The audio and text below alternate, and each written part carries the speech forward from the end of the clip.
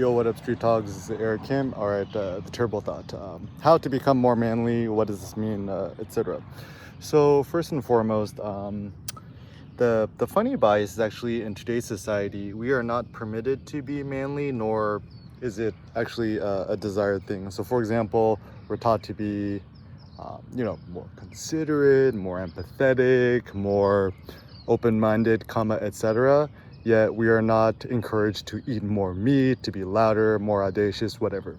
Now, it's kind of a tricky thing because, like, for example, to be upfront, I'm all about LGBTQ rights, LGBTQT. I don't remember what it is anymore. Rights. I'm all about, equality of sexes and everybody and stuff like that. But if you think about it philosophically, so some thoughts. So first and foremost, what does it mean to be more manly? The past philosopher has called it to become more virtuous. So virtuous being man. So the art, the quote unquote art of manliness. There's a fun website called that. Is the art or the technique or the approach of becoming more manly. Now, what is the purpose of becoming more manly? So, for example, some basic thoughts is to be a defender. So, probably the best model of manliness is like King Leonidas and the 300 Spartans when Xerxes was encroaching upon them for them to, defend their nation with their lives. Now, I think the funny thing is that in America, America is often ostracized for being, a bunch of like backwards, hillbilly folks who want to have gun rights, blah, blah. But the irony is that, all these people who are all about like self-defense and gun rights and stuff like that, if we actually entered a war with somebody, how many of these folks would actually take their guns and enter a war and put their own lives in risk to defend America? Then not. Also, I think that's why it's very, quite naive when a lot of liberals who are very anti-military service, because ironically, the reason why the U.S. still has, some level of global hegemony over, intellectual thought, the U.S. dollar and so forth, is because America has the biggest military in the world. So, I never have any criticisms towards anyone who actually has enrolled in military services. If anything, I probably don't honor them enough. I personally have not done any military service, so I have no right to say anything. But anyways, so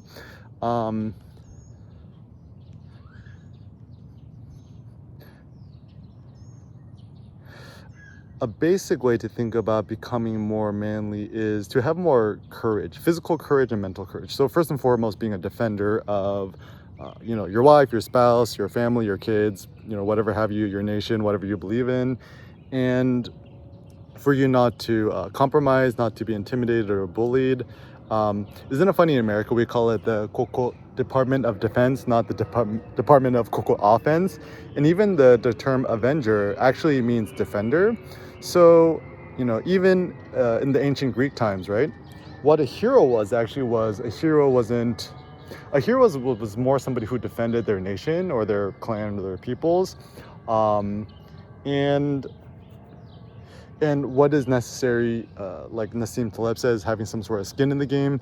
So, for example, he suggests some things which are very interesting. So if politicians suggest us to go to war with a different country, they themselves should at least have one, kin member of blood enlisted in the army.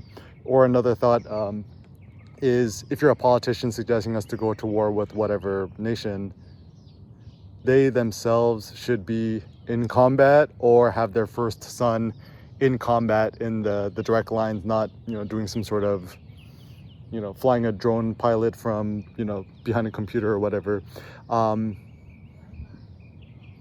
Because ultimately, sacrifice of your own personal life or risk of your own life is actually the ultimate risk thing you could give away. Because even nowadays, now that I have a son, I've kind of realized, and this is where philosophers should also have kids, is that the downside of putting your own personal life at risk isn't that you just lose your own life, is that you lose the potential future of further supporting, defending your kid, your wife, etc.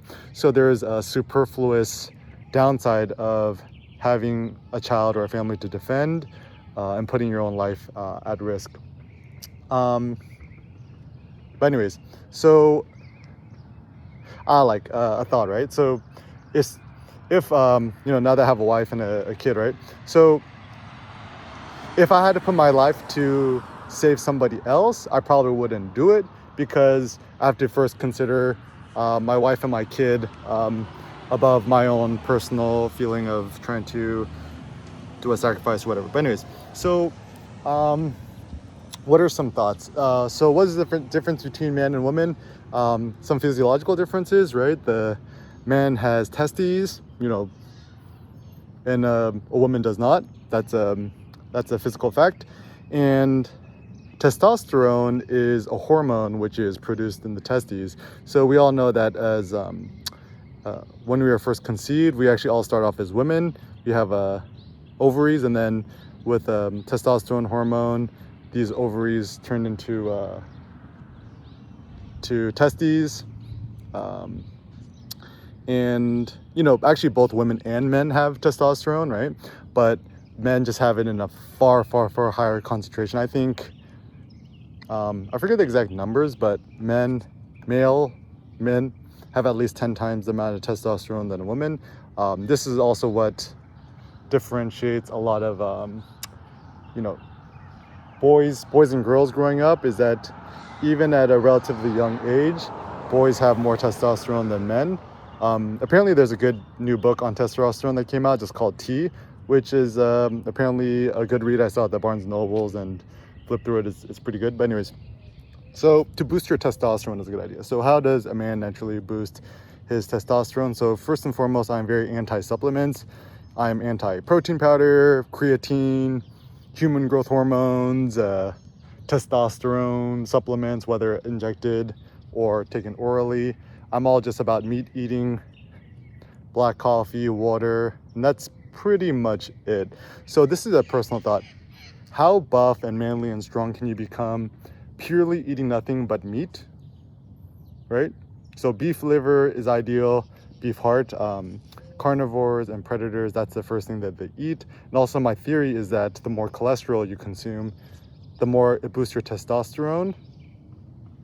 And the more you boost your testosterone, certainly the more manly you'll become. Also, when it comes to the gym, some thoughts and suggestions to see how strong you could become or how much you could lift without using straps, without using a belt. Like, I think I'm the only person I've ever seen at the gym who could deadlift over 4 plates without a belt. Certainly the first person I've seen who could deadlift 4 plates and a 25 on each side without a belt, that's 465 pounds, I think. And also squat over 3 plates without a belt, or squat over 365 pounds without a belt. There's nothing really wrong with belts and straps. I think it's just something I'm kind of curious about. Just the only supplement you should use maybe is chalk, but that's pretty much it. And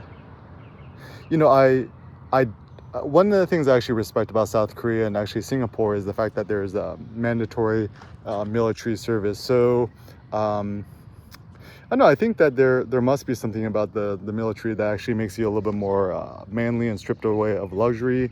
So we probably won't see that in America anytime soon, but in high school, at least 1 year of mandatory ROTC seems like a good idea. Also, some thoughts is now, because we are not you're not required to enter military service. To do physical acts of courage, I think, is actually a good idea. And this is why I trust no philosopher who doesn't deadlift. Because unless you have attempted a 1 rep max of something which is beyond what you think of, unless you have physical courage, I don't think you could actually have, quote, mental courage. So for example, there is a huge difference on having mental courage about owning an opinion, and there's also a a certain physical courage that comes across attempting a deadlift that's over 400 pounds. And if you've never done it, you can't describe it, but when you're attempting a new 1 rep max, deadlift or a squat or whatever that you haven't done. And actually, I think attempting the deadlift is actually a little bit more frightening or adrenaline producing than a squat. Because actually, when I think about it, between a squat and a deadlift, actually the deadlift is the far more difficult one, which requires more supreme focus and power. And it's kind of binary, right? It's like you either lift it off the ground or you can't lift off the ground. It's pure physics, right?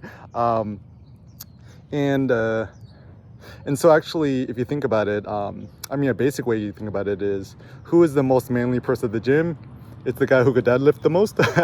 So, it's nice. You see a lot of really strong dudes. I saw a dude deadlift over 700 pounds in the gym, and he looked pretty normal. So I'm like, oh, cool. That's my new goal. But anyways, mad respect. So attempt a 1 rep max deadlift, because with that, you kind of need to quiet out thoughts of self-doubt, fear, fear that you're going to injure yourself or hurt yourself or fail or whatever have you.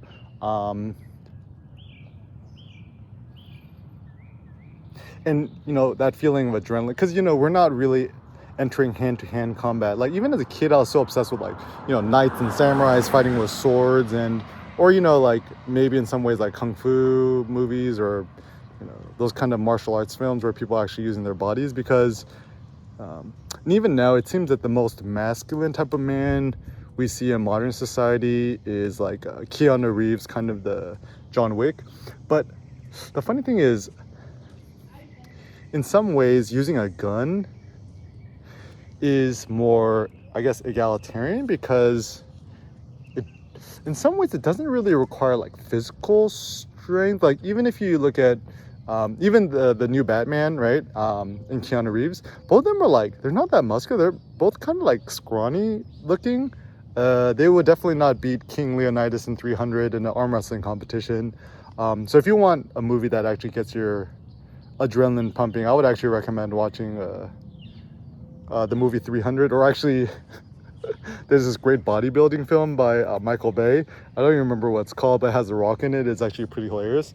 Or even watching any of the recent films with John Cena. This guy's guns are kind of out of control, even though he's probably on steroids and all this other weird stuff. But even apparently John Cena, he doesn't really lift weights more than 3 times a week. So I'm like, okay, that's a pretty good tip. He also doesn't listen to music when he's at the gym, which is also another interesting thought. So what I discovered actually is maybe the secret is actually eating more organ meat. So eating more beef liver and beef heart. So the other night I had all-you-can-eat Korean barbecue, and then it is the most nutrient dense, and after it I slept super great. I woke up feeling super energetic and pumped.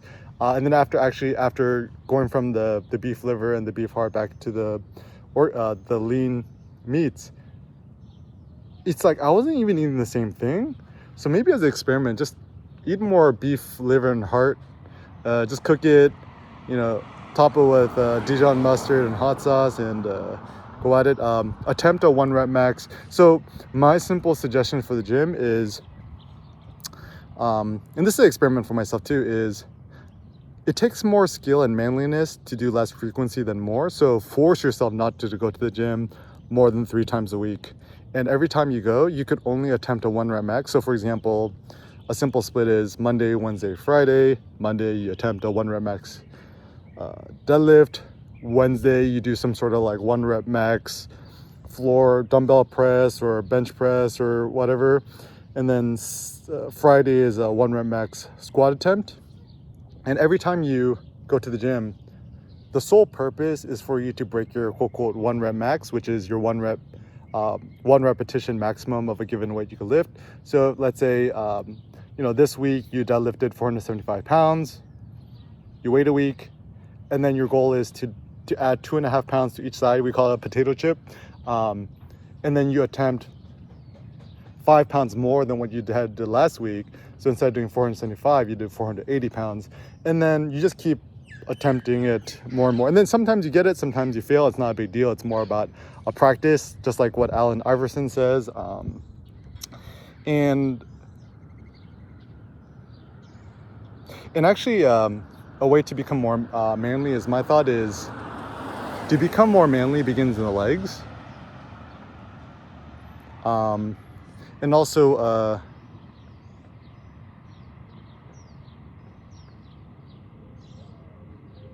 don't worry so much about your physique and your body muscularity. Just focus on your strength, because the nice thing is, you know, on how to become buffer and do more hypertrophy, mass building, muscle mass building, it seems kind of like voodoo witch science, whereas powerlifting, it's kind of more physics, right? It's just, you know, and also the downside with bodybuilding contests is that it's so subjective, right?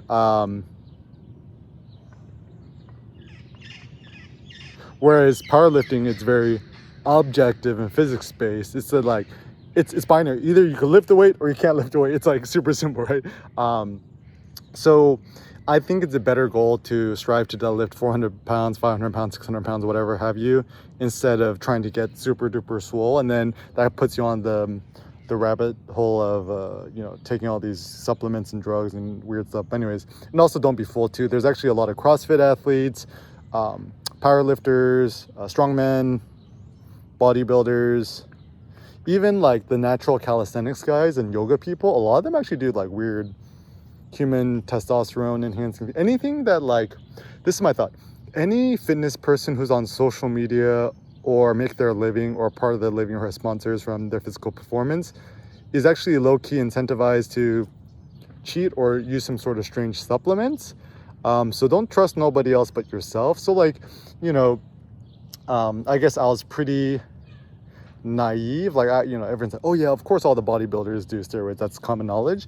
But like, nobody knew that it was the same with powerlifting or even the strongman contests. Like even Eddie Hall, who deadlifted over, you know, 1,200 pounds, right?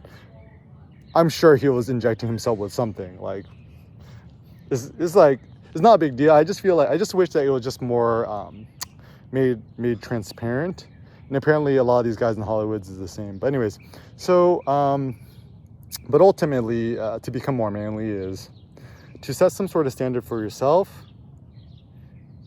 strive to become your own ideal, and just share your process and your thoughts with others. Don't try to force other people to become you, but try to encourage other people to become themselves.